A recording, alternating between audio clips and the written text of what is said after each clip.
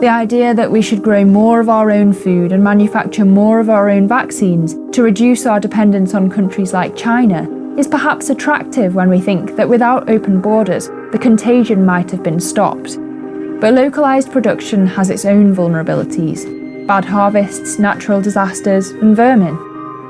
Before the crisis, Tony Blair said arguing against globalisation was about as sensible as arguing against the seasons.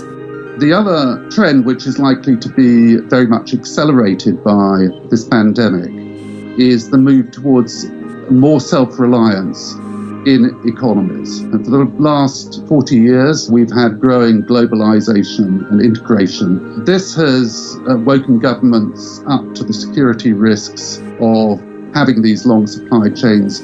Not just governments, but it's companies too, which will be encouraged to essentially onshore a lot more production than we've been used to in recent decades. I think we were on trend to reduce globalization. We were seeing greater national feeling, like greater emphasis on countries. We were seeing that from the US. We were seeing that in China. We were arguably seeing that in the UK as well.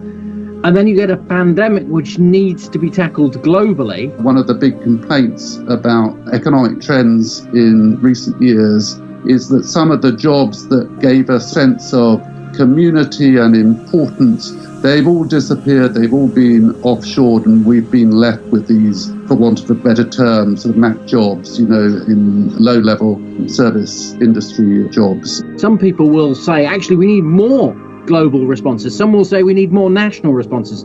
Some will say we need more state intervention. Some will say we need more capitalism. I'm not sure there's a clear answer as to which way that will go. I am very wary of those who say this will mean that in the future, after this happens, there will be big changes.